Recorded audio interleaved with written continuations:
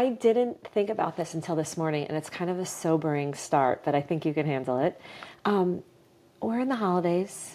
We're in the holiday season, and I literally just heard in the past week and a half 2 friends who lost their parents suddenly.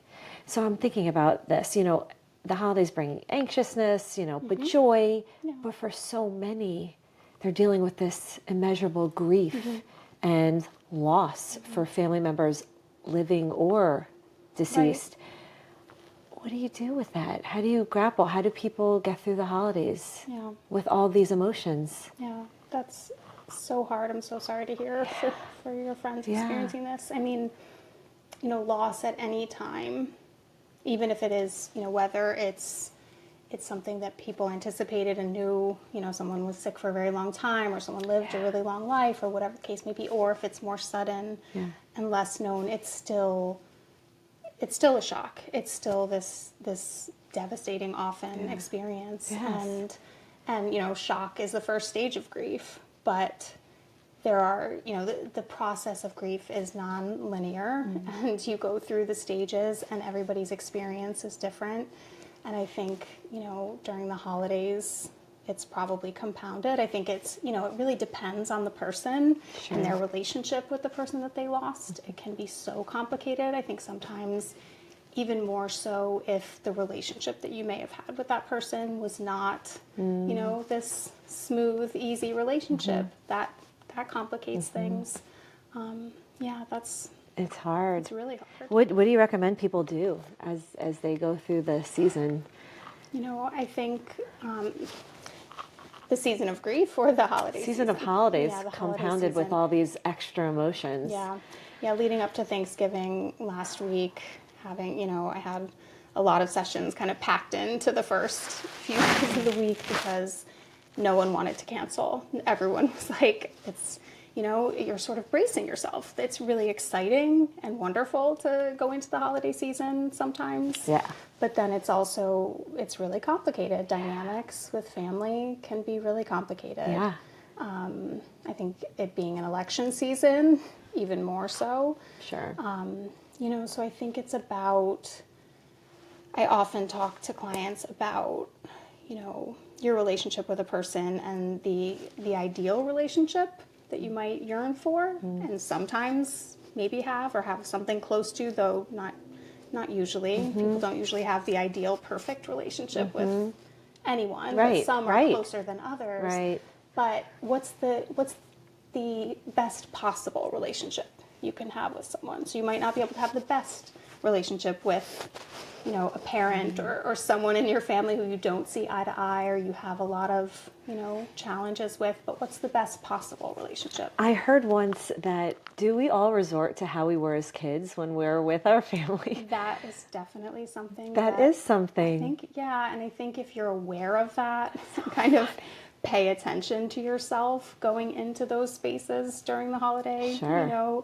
And preparing in advance. How can I take care of myself if I know that it's going to be difficult to be around a certain person in my family? So how do you take care of yourself? Do you walk out of the room? I mean, when you're in a space with them, how do you take care of yourself during the holiday season? Yeah, and that's a lot of the exploration that I do with clients is figuring out for each person, how do you take care of yourself? Because what I might need might be different than what you might need. Right. Some people may not go. Right. Yes, I think that's sort of the boundary that's often the worst case scenario is if, the dynamics are such that you can't have, a healthy, rapport or relationship and you have to protect yourself. Do you encourage, do you say clients or patients? I usually say clients. I guess I've always thought of it as, it feels more egalitarian. Yeah, I understand. Not some sort of, I have all the answers. You don't want to be that, knowing you as well. Yeah. Right. I'm not the expert in the room. Yes, I come into the therapeutic space with tools and interventions and strategies and things I've learned, but you're the expert on your life. Right. Yeah, I was going to ask that. I wasn't sure. Is that the last resort to cut off ties? Do you work hard to help people repair relationships and have the tough conversations? Yeah, so it's really important for me to, sit down with a client and meet them where they are, right? So they come in, and let's say we're talking about relationships with family. We're talking about the holiday season. Yeah. And a lot of my clients come to me because there are challenges in their relationships. That's a huge reason why people feel depressed, because they feel disconnected. They feel unsupported or unseen. Sure. And, so first and foremost, I sit with them. I learn about them and their story and their life. And it takes time sometimes to really understand, how they see themselves in relationship to the people in their life. And, sometimes I will notice things where I think it's what's happening with, the family members or the friends or the partner, whoever. Yeah. But it's sometimes also something going on with the client. Right. It's really important. I mean, my approach, and there's lots of different approaches, my approach is to really give time and space and build that trust before I sort of show the mirror and say, this is happening. Absolutely. Everything you feel is totally valid. And also, let's explore, how you might be entering into this space and showing up in this relationship. How did you get involved in clinical social work and therapy? So it's a long journey. I'm a career changer. I remember that. Yeah. Okay, explain. Yeah, so I was a teacher for almost a decade. I taught in the Bronx for 6 years and then moved to DC. And taught there for 2 years, and I loved it. When I started teaching, it wasn't, I didn't go to college and grad school thinking I'm going to be a teacher. Sort of fell into it, and I thought, okay, like this is it, amazing, first job, this is my career, this is what I'm going to do forever. And about 3 or 4 years in, I started to question that, but I changed grades, taught different, I taught ELA for a while, just changed it up. And it was really in DC that I realized, I do love this, but this isn't what I want to do forever. And in DC at that time, this is a good thing. It was a real push for data-driven instruction, kids making significant gains academically. I was the general ed teacher. Got it. I was blessed to work with this gifted special ed teacher at that time. We taught, sort of an ICT type class together. And I just started to feel really burnt out. And I thought maybe I'm just burnt out. And, the more I kind of soul searched, I just, I had to show up in the classroom and really focus on, teaching to the test. It was a really high needs population. Kids were coming in far below grade level, like dramatically below some of my students. Yeah. But they also were coming in with all these other challenges that were going on in their lives. And I just could not focus on, trying to have this kid who comes into the class and puts her head down because I know she's tired because she helps take care of her siblings because her mom is working, a double shift. And kind of be stern with her and tell her she needs to do the test prep package or whatever it is. And I really started to learn about my kids because they would stay at lunchtime and, just talking to them and getting to know them.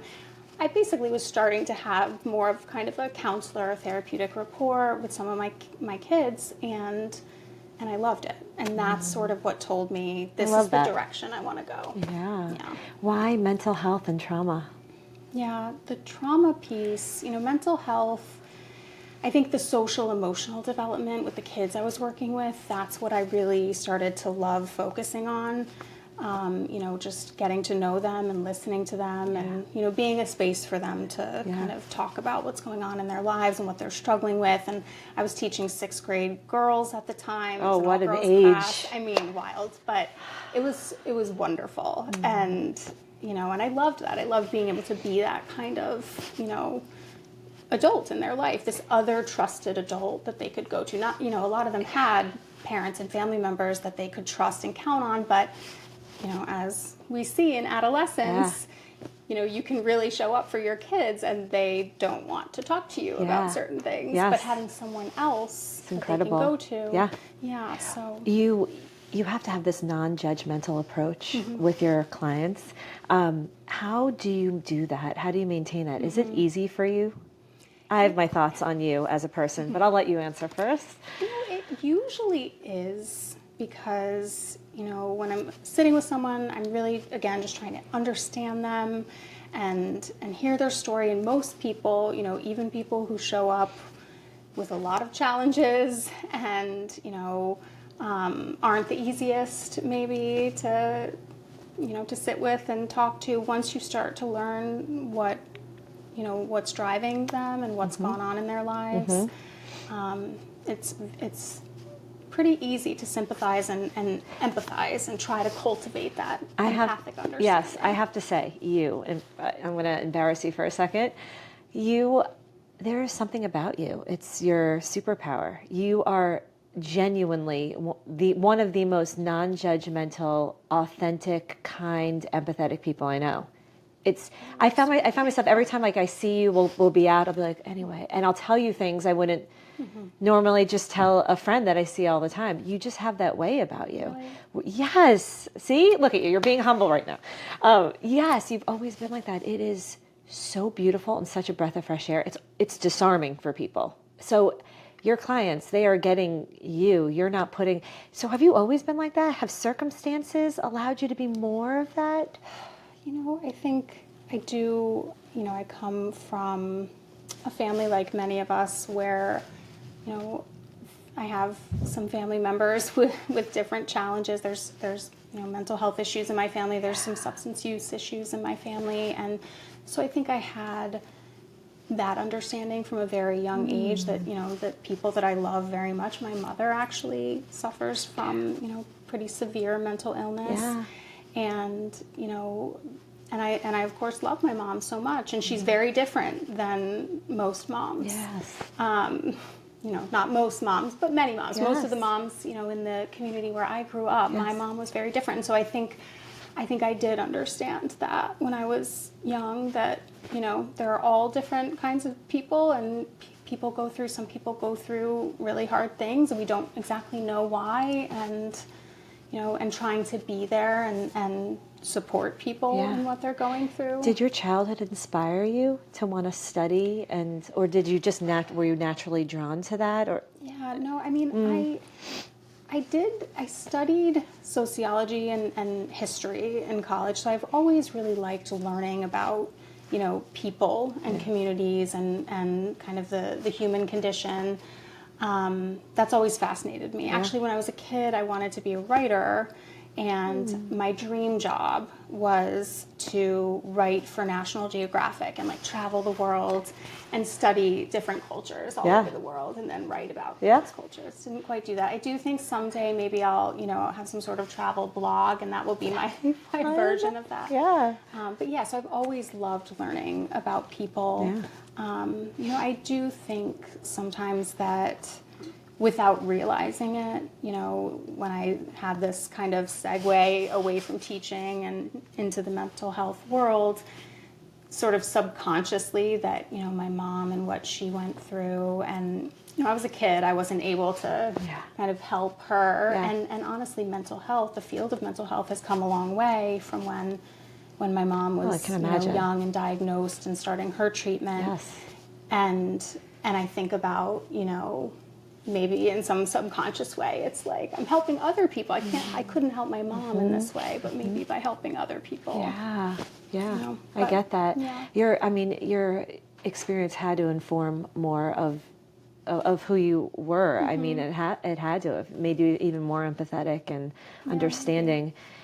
Because you're like that with you have two boys. You're like that with kids and not just adults and whatnot. You do have two sons.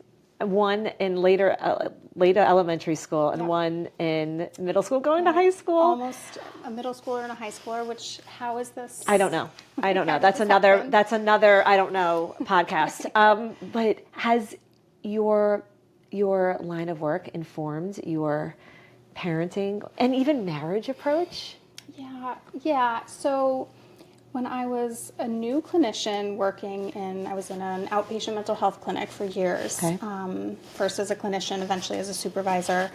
And I had a supervisor. I had this one day where I think I had a challenging morning with my kids, getting them ready in the morning. Sure. I had a meeting with my supervisor, and I was telling her about it, and I was like, I feel like I'm great with the kids that I work with. I'm so patient, and I really, I help them, and I'm so supportive.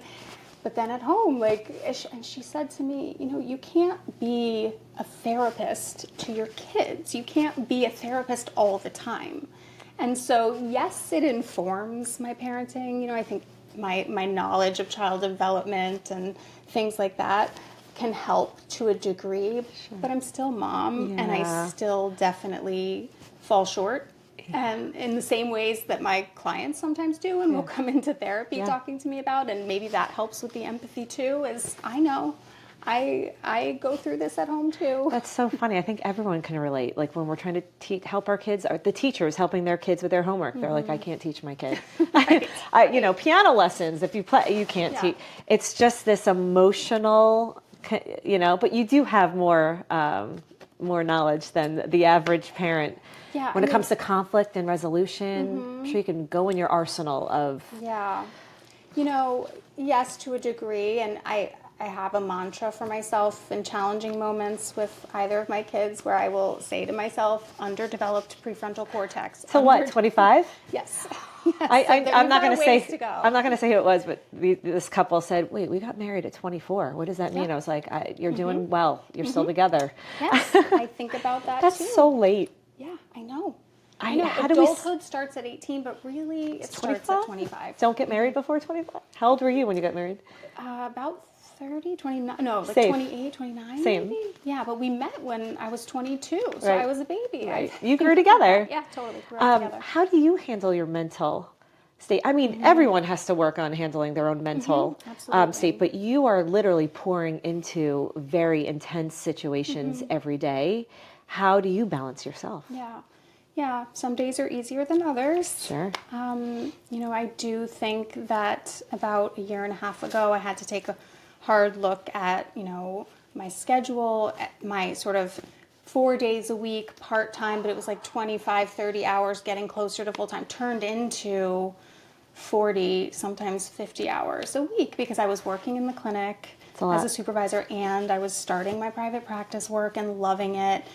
And I was overdoing it. Yeah. And, at first I was like, that's okay. Like I'll get into a rhythm and this can work. But then I realized I had to create a different balance, a different work-life balance. So that's part of it. Yeah. You had to say no to certain things for your own. Yep. That makes sense. I had to make some changes. Yeah. And, ultimately I left the clinic setting, and that was hard. That was really hard because I liked being able to be in that role and, providing that support to other clinicians. I imagine you came home super depleted, exhausted, with not wanting to talk, probably. Yes, I mean that's speak the all other day. thing. I try to limit sessions to 6 or 7 a day is sort of the cap, because I've had times where I'll have 9 or 10, and then it's like trying to go into mom or wife mode is not easy. Homework, there's nothing left. Right, there's not. I can't imagine. I can't imagine that. Since we're on your work, let's talk about it. Elaborate on what you do. First of all, are you doing Zooms? Are you in person? Yeah. So right now I'm fully remote telehealth. Okay. And I love it because of the flexibility. Yes. It's so wonderful to be able to not have, sessions scheduled from the time that my kids are coming home and then I'm schlepping them various places, making snacks, making sure someone's doing their homework and, getting to their practice and all of that stuff. And then I often have evening sessions. And so the flexibility can't be beat. I can, put away laundry and unload the dishwasher and then work for a couple hours, that sort of thing. But there is something lost when you're not sitting in the therapy room. And I miss that. Yeah. And I do want to get back to that. I think it may be a few years because, these ages with my kids, I'd love to be able to continue to have this flexibility and then eventually, have a practice where I'm maybe working in a group practice and having that space, at least part-time. You said you work with adults now. You were or are still working with high schoolers? Yeah, I do. I currently do have, I think, 3 or 4 teenagers that I'm working with, high school and college age. And I do work with adolescents, 13 and 14 and older. So is the approach different with a teenager as it is with an adult, or is it all universal, just different issues? To a degree. So, there are different schools of thought on self-disclosure as a therapist, whether or not to share about yourself and your life, or to be this sort of blank slate. And really, it's always important as a therapist that if I am self-disclosing, talking about myself, it's in the interest of, the client and the relationship, and it's going to benefit the client. Right. Because the idea is you don't want to be taking time away from, what they're working on. With teenagers, I think it really helps sometimes. I think so if too. If I know the musician they're talking about, or I know about the athlete, or if they just want to ask me about, myself a little bit. So or just empathizing. I feel like kids want to feel like they're not going crazy. Yes. I say kid, which would be under 21. Mm-hmm. Yeah. Right. I think that's really helpful. Yep. Yeah. And I'm careful not to say the sort of like, it gets better, like just give it time, because kids don't want to hear that when they're in it. I learned that the hard way. I learned that on the job, on my job, about a year ago. I kept giving. You're gonna now tell me. I kept giving like the silver lining. Yes. Mm-hmm. And my child said, "Mom, I don't want to hear anything positive right now. Yep. I just want to talk about how much it stinks." And I went, "Oh Yep. yeah, it's hard. Yeah. It's so hard." But that's she showed you the mirror, and it helps to learn that. Like, wait the a minute, mirror okay. stinks. I mean, it's so great. Well, but you want to problem solve, and that's hard too. I want sometimes, especially with a teenager, that I can see how bright they are and how amazing they're. And you see how life will change. Yes, It's not. They'll get through this. They'll get through this. But they don't necessarily want to hear that. They don't. They want to hear that you went through it, or they want to hear. They want to sit with you, and maybe they just want to hug. That's been the hardest thing for me. Having an older kid to learn that and to keep quiet. Yeah, it's so hard. You use, I want to get this right, relational and existential therapies. Can you, to help your clients? Can you explain what that is? Yeah, so those are sort of frameworks. There's other modalities that I'm trained in cognitive behavioral therapy, and then there's this modality called motivational interviewing. I'm currently training in this pretty amazing, it would be a whole other podcast, modality called IFS that I'm loving, and it's really sort of changing the shape of my practice. What is it? So it's called internal family systems, but it's not a family therapy modality. Okay. It's this idea that, it can sound kind of strange when you first hear it, but we all have these sort of internal parts, these internal, this internal family system within us. And if you think about how we talk sometimes, like, part of me wants to do this, but then this other part of me is saying, like, no, that's, that would be a terrible idea. Yeah.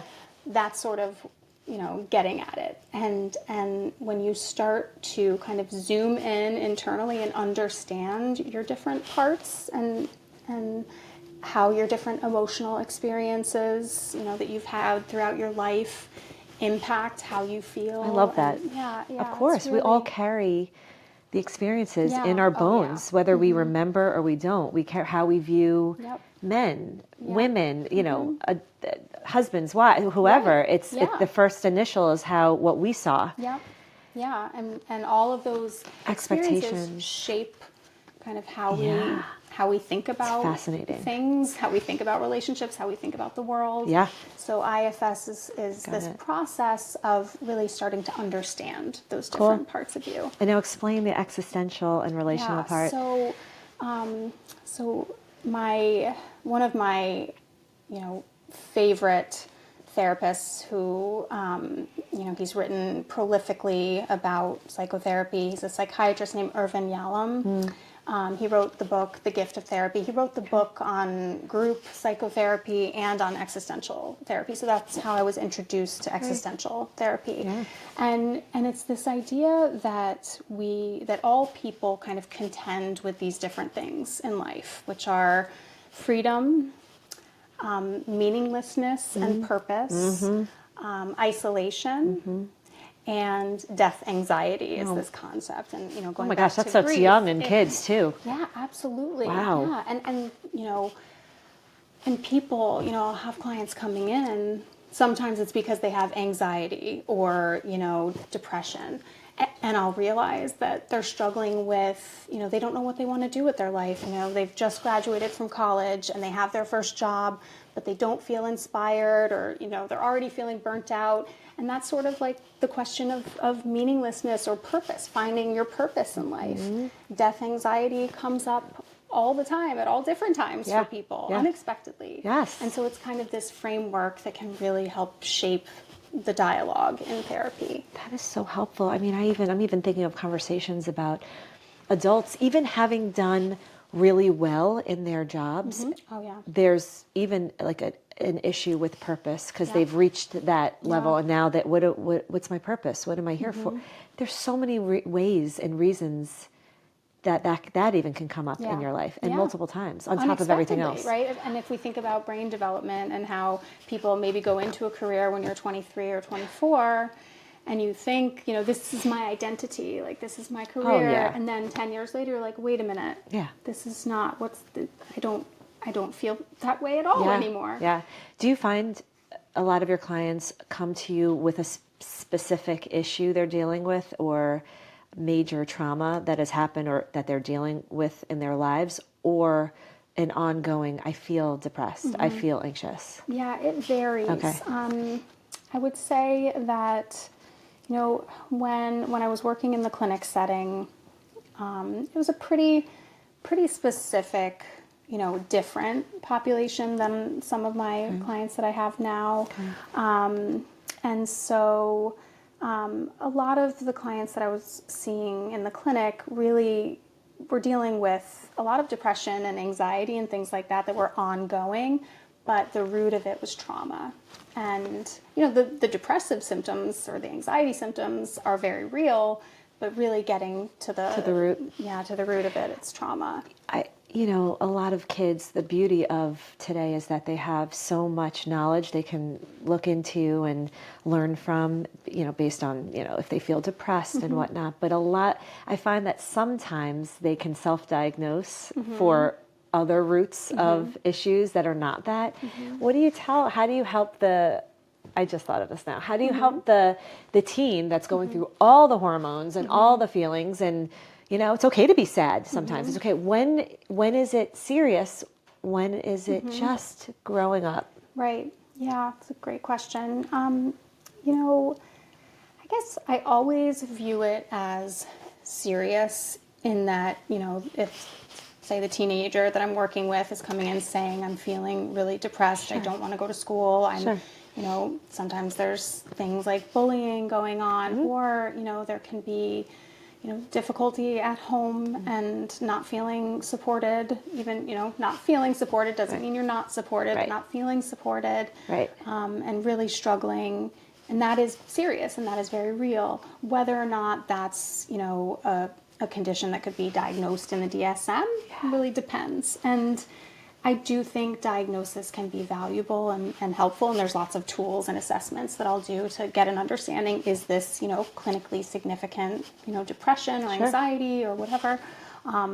Or is it maybe subclinical, but still, some symptoms there? Because sometimes the treatments are really impacted by if it is diagnosed depression. Yeah. And sometimes medication is important, and I have, I'll refer my clients to psychiatric providers for support with that. Regardless of that, though, even if medication is an important part of treatment, there's so many things that a person can be doing. So more importantly than the diagnosis is, understanding what's going on, how are you feeling, how are you doing, and what can we do in your life? Yeah, what are those? We all need a toolkit of strategies. I totally agree. Yeah.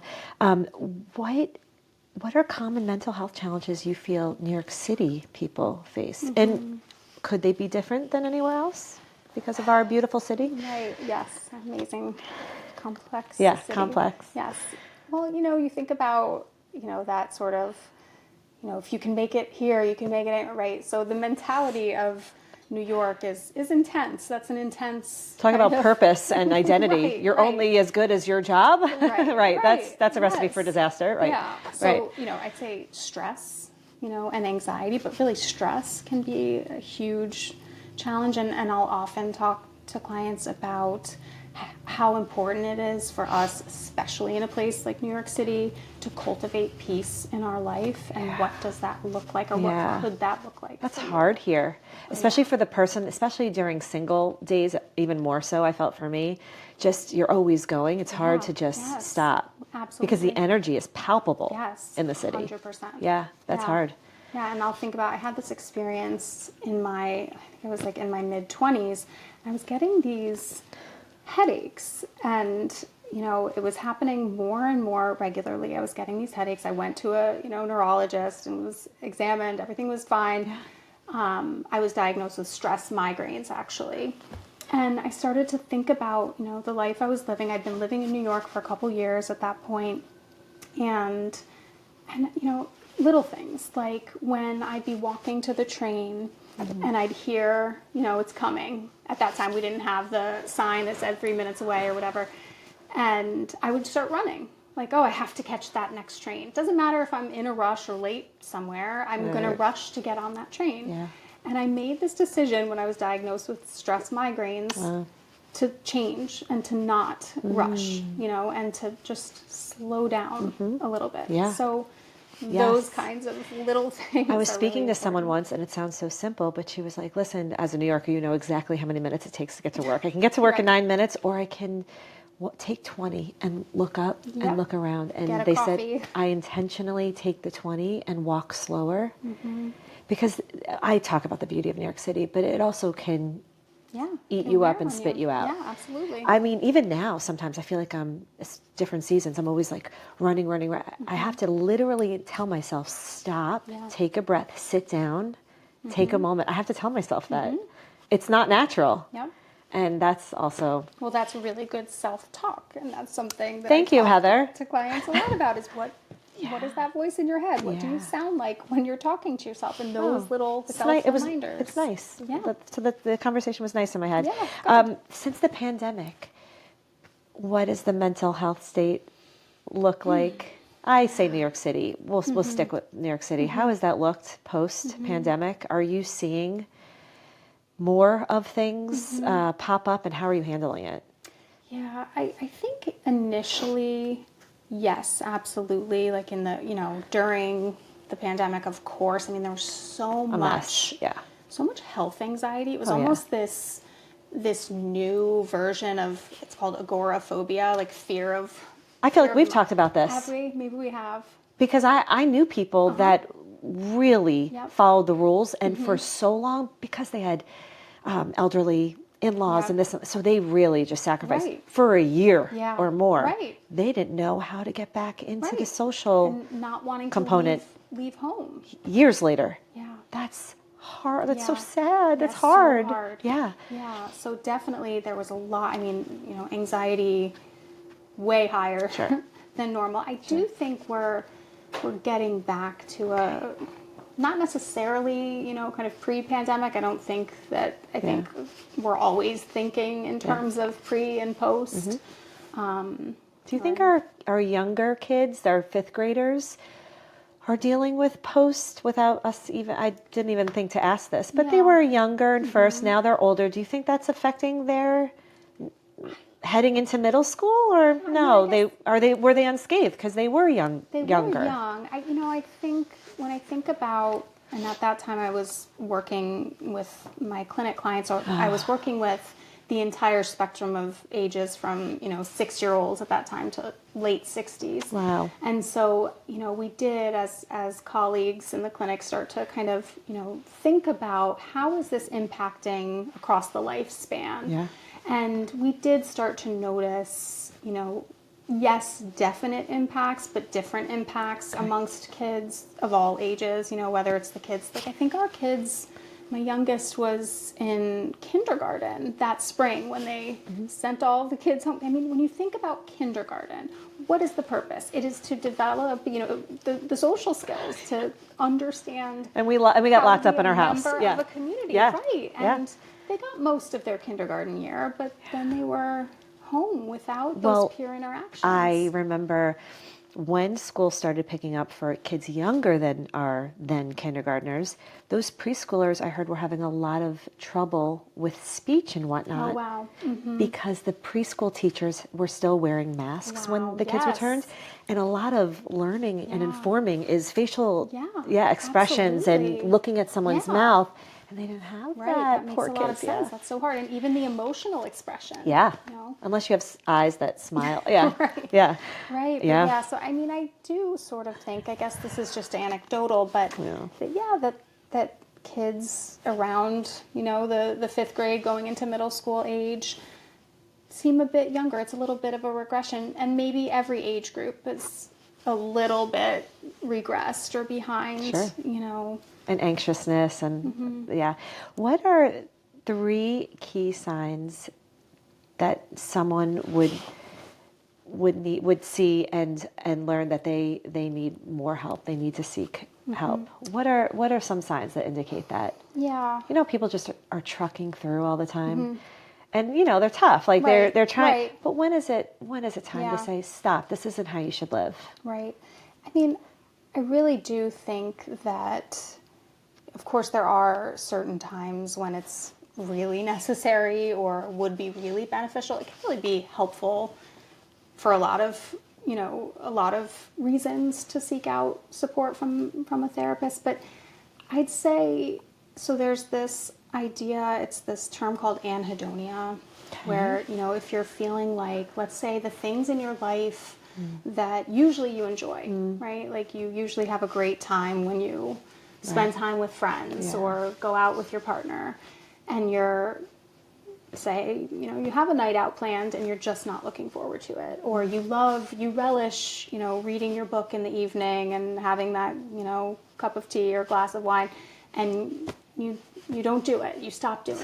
So the joy is left. Yeah. And you might still be doing those things, but you're really just kind of going through the motions. Yes. That's a sign, that something's up, and, Yes. talking to someone could be. And what about anxiousness? I mean, people deal with that all day. When do they know it's time for more? I know these are such hard questions to just answer because they're so nuanced. Yeah, we could unpack any of them for a while. But Yeah.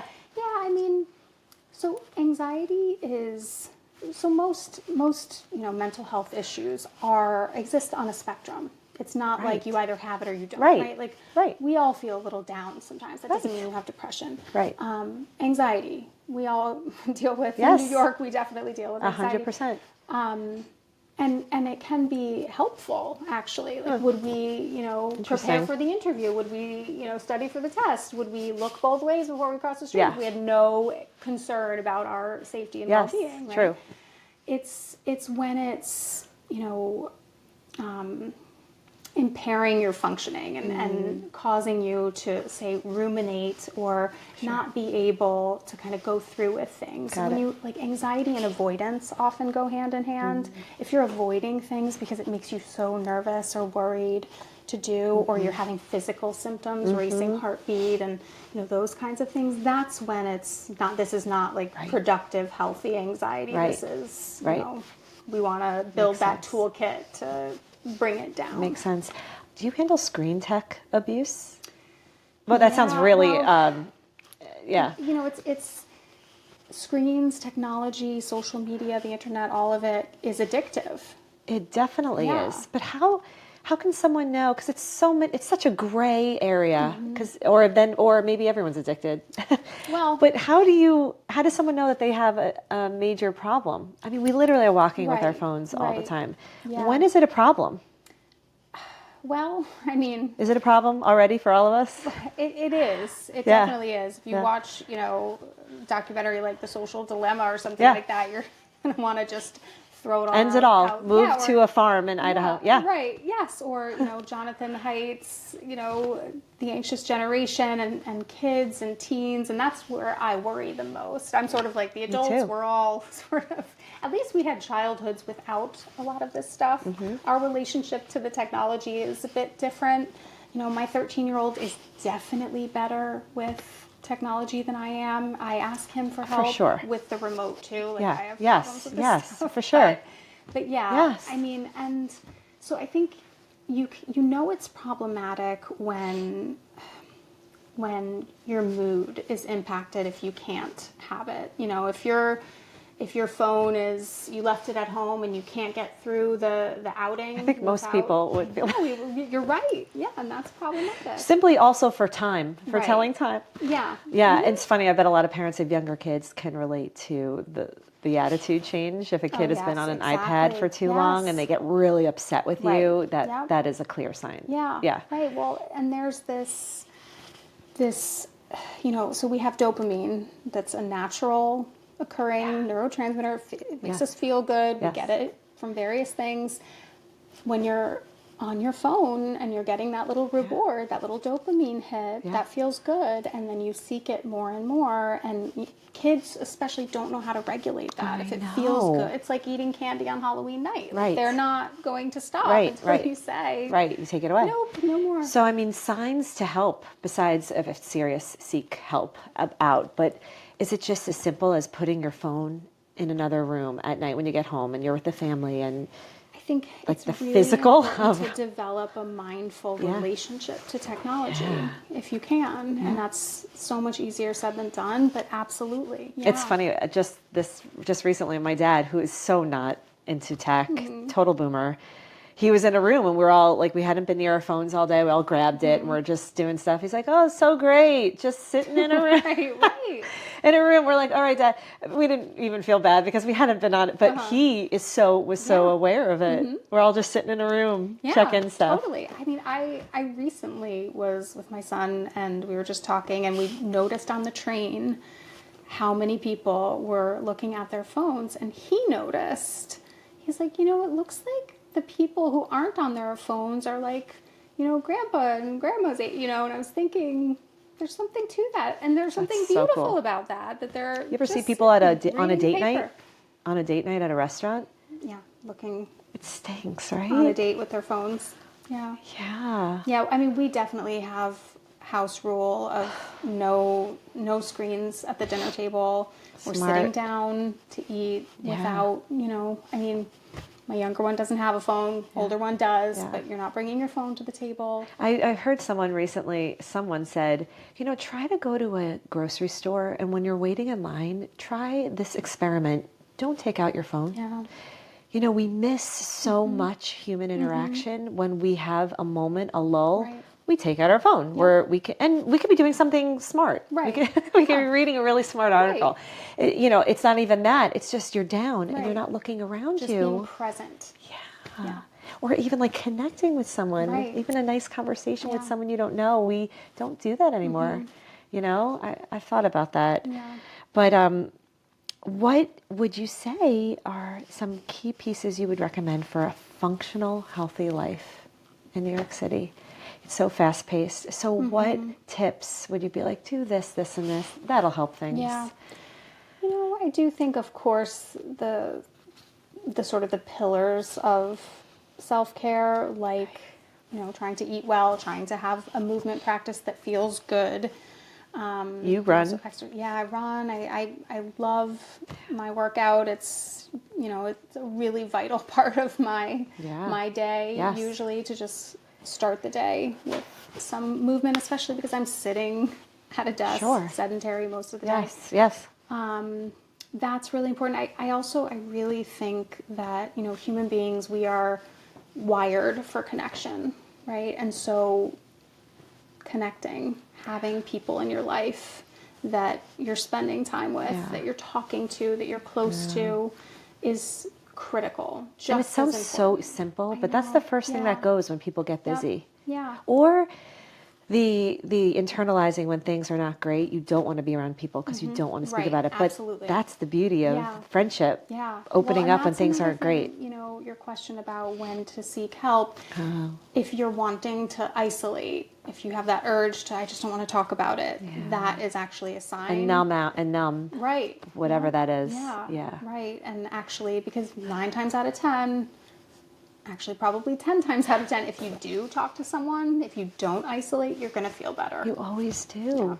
It's just hard for some personalities to open up, and it's easier for others to open Yeah. up, right? So it needs to be a learned muscle for right. some. Vulnerability. Yeah. Yeah. That's a tough one. Yeah. You do deal with attachment styles in relationships. Can you explain a little bit about that? Because that affects all of it. Yes. That's we all need to know what our attachment styles are. Yeah. What and is it there's some first? great books on it. Okay. We don't need a book. We have you. Right. We don't have to read it. So, I mean, the basics, it's more complicated than this, but the basics are, what we want. The ideal is secure attachment. Right. And then there's the other sort of basic attachment styles. There's anxious, there's avoidant, and then there's disorganized, which is more rare. It's more sort of born out of trauma. And so the idea is that in early childhood development, we develop our initial attachment relationships with our primary caregivers. And, by no means does a parent have to be a perfect parent to create, to help a child to create a secure attachment. But a secure attachment is this idea that we are, we feel safe, we feel seen, we feel we can trust, that this person is there for me and is going to take care of me when I need them. Sure. Right. And then, an anxious attachment is more, there's uncertainty about that. There's sort of this fear that maybe they won't be there for me, or maybe they're not, so you might cling on, or, just be very worried about that connection and that safety and security. And then avoidant is more sort of maybe your needs were met, maybe not, but you learn to sort of avoid and separate, isolate. Conflict avoidance is born out of that. And, it's not fixed. So if you have, let's say, a more anxious attachment style, that doesn't mean all of your relationships are destined to be anxious. Oh, that's good to know. Okay. Yeah. So the key is really to start to learn and understand, how am I relating to the people in my life? Where did this come from? Is this, from early childhood? And notice the signs of when it starts stirring and what to do when you feel it to kind of counteract it. Yeah. Okay. And, if you are avoiding or, more dismissive, or if you are anxious, to sit with that and try to understand. It's funny, when you talk about this, I would think most of us think of children. Obviously, adults feel that. And I think you see that a lot when you get into serious relationships with things come out. Right. Oh, yes, absolutely. Right. So I think you think of kids and how kids cling, but really, you talk about the mirror. It's when you get in not in your first, any relationship, and just things start coming out. Yeah. And Right. Well, and we don't realize this, but the connection that we seek in adulthood, it's not the same, obviously, but it's similar in that we want a soft place to land, right? With your partner, you want to trust and know that they see you, that you can trust them, that they're there for you. Consistent. Yeah, the consistency, right? And that doesn't mean that they're literally there all the time, but that that person has your back and they are supportive. And a lot of people struggle with that in relationships and don't always feel Do you that. touch on that in every session, or at some point? A lot. It comes up a lot. And it's hard because I do work with couples. Oh, really? Yeah, I do have some couples. Awesome. And I do some family work as well. But it's hard when I am working with an individual and they're sharing their perspective and telling me all about what their partner's doing, but the partner's not there. Sure. So I really do try to take time to collect as much information to get as clear of a picture of what's going on. And I'll also I have a couple of couples therapists who specialize in couples treatment that I collaborate with, and that helps a lot as well. I just thought of this now, do you go through these practices yourself, or did you during the school phase to learn about how you approach things? Yeah, I've been in therapy myself. Is that not necessarily, but sure. Most Yeah. people, yeah, for sure. Most people are. Yeah.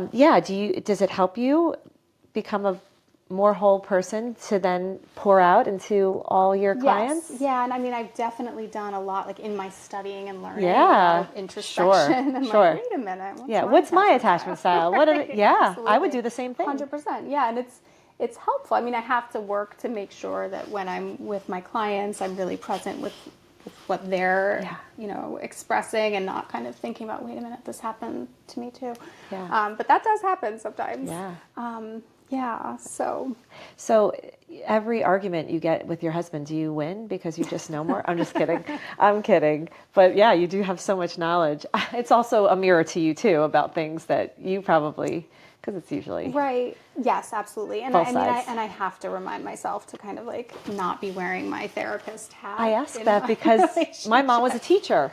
So I'd be like, Mom, you're teaching right now. Right. You know? Right. Yes, totally. Do your kids say, Mom, Yes, I have definitely been told, like, So- you're not my therapist, Yeah. Mom. it's so That's natural. correct.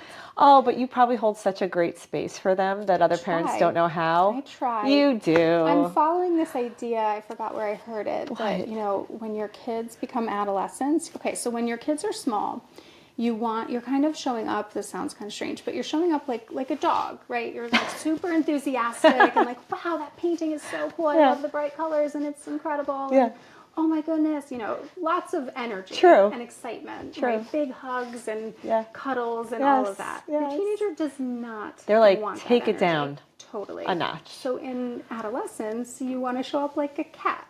You're always there. So true. You know, you're Don't look too trying excited. to, exactly. Yeah. But, you know, I might be down to snuggle a little bit. Like whatevs. You know, if you want to. Only if you want to. Otherwise, like, That is so funny. yeah, I'm trying to take that approach. I'm, you know. Right. You I'm can't really show your like when I right. see my 13-year-old in the morning, I want to give like the big giant hug. He Yes. doesn't always want that, Yeah. and that's okay. Yeah. Yeah. So, It's crazy how much they change. I know. But there's such beauty in the change. Yes, There is. definitely. I mean, you could sit and be sad about what was missed, but what goes on in different stages is really fun. They Yes. become your It's incredible. The become a sense of humor, Yes. the interesting questions. yeah. You don't always have to parent. You could just sit Right. with them and laugh, and Yes. you learn from them as well. I mean, so the other day, my younger son and I passed by a pet store and we were excited to go look at the little dog. We have 2 dogs. I know. And I mean, I was really enthusiastic about this little dachshund puppy that was in this bag. Yeah. I was ready to get it. A third? And yeah, a 3rd dog. And of course, not happening. But I did FaceTime my husband to show him how cute this puppy was. Hysterical. And 13-year-old was like, what are you thinking? That is not, like, we cannot have a 3rd dog. Here's the voice of reason. The voice of reason. Incredible. The tables have turned. The My work tables here. have officially turned. He could now raise you.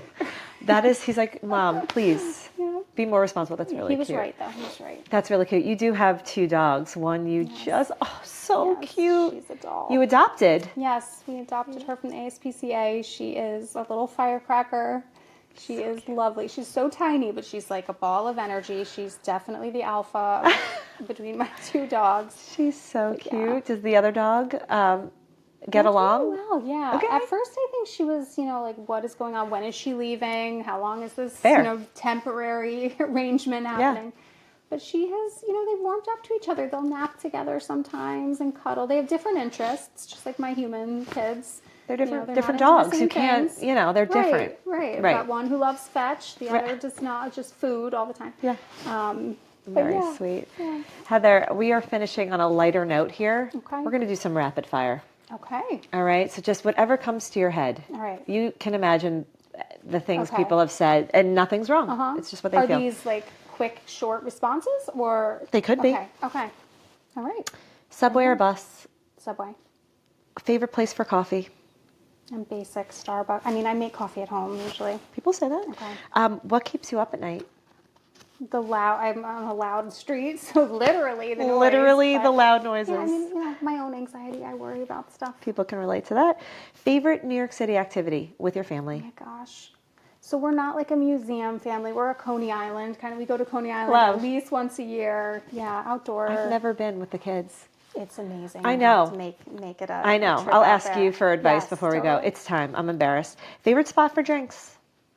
So there's a great hotel called the Highline Hotel in Chelsea. There's like a big double-decker London bus, lovely garden, springtime, great cocktails. Not now.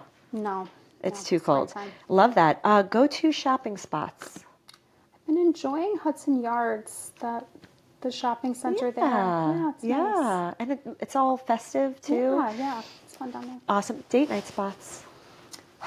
I guess in the neighborhood, I love Yeah. AOC East. Yeah. My favorite. Have you been to the original? No. It- Wait, where is it? in the I feel like West someone mentioned Village. it. Yeah, someone did tell me this. Aaron and I used to go Need to all the go. time before kids, and this is it's so Wow. great. It's And just that, but it's even still there, just West West Village? Village. So Okay. go. Yeah. Most challenging part of your day. I'd say nighttime, like 9 o'clock, because now my kids stay up and sports and everything. They worst. stay up late, and I'm done. So what do you do? Do you leave it because you have to have time for yourself? I'm I sure. mean, I don't leave. Per se. I'm not saying the house. I do Do you- retreat to Yeah. the bedroom Yeah. at a certain point, and I'm like relaxing and Yes. then encouraging teeth brushing. Guys, like a quick yell. Sometimes it is Yeah, a let's be honest. Let's parenting keep or- it. Yeah, I would be yelling. Go to self-care routine. Definitely working out. I've also gotten really into skincare lately. I've been enjoying my skincare sort of regimen, ritual in the evenings. When you retreat and go to your room. Yes, it's part I around love- 8:30, 8:45. Yeah. I love that. Fave celeb spotting or run-in since you've lived in the city? I'm like terrible at noticing. That's why but New York's so great. That's why they live here. Right. It's for people like right. you. Yep.